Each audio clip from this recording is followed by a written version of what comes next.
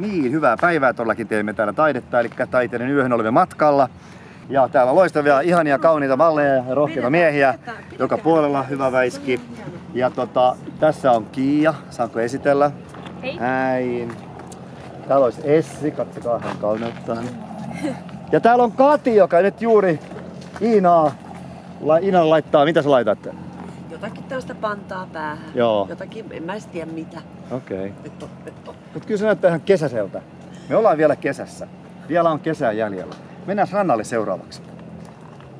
Älkää menkö kauemmas, mieluummin lähemmäs toisianne. Hitaasti ja fiilis. Hyvä, tulkaa. Hyvä. Iina, mene vähän sinne vettään päin. Sinne noin.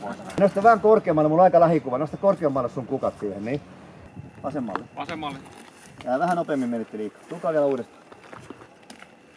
No, nyt on hyvä. Taas ollaan vaihdettu maisemia. Täällä on kaikki enkelit mukana matkassa. Kuten näette, kauniisti he ovat täällä ja turvamiehet tuolla takana naiset. No joo, vitsi, mutta homma jatkuu, tässä mennään. Ja Nikokin on kovasti mukana ja assisteeraa. Tästä tulee hieno veto. Sitten Kiia, se on se 3. puu siellä. Ja sitten sieltä tuutte niin kuin teidät oltaisi juuri luotu. Kyllä. Te heräätte. Te Te heräätte. Katsotte ympärille. Kävelkää, naurakaa. Ei teillä ole oikein hauskaa ollut elämässänne.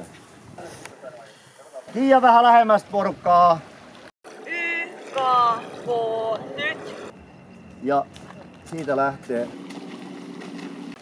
Selvä, kiitos. Tää oli ylihauska.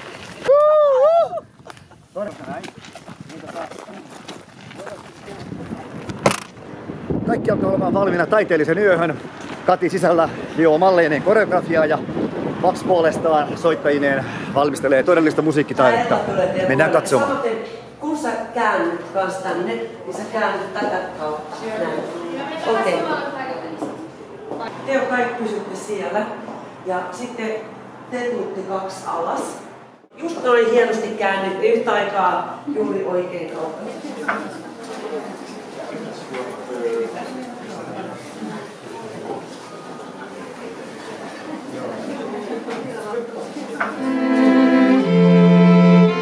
Joskus 2 tuuleen välissä voi olla viileää.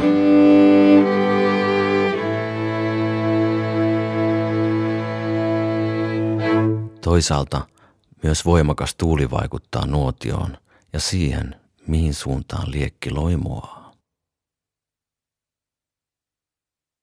Olen nähnyt, mitä rakkaus on.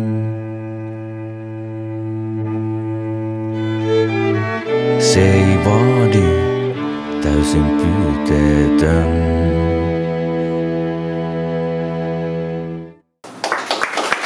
Kiitoksia.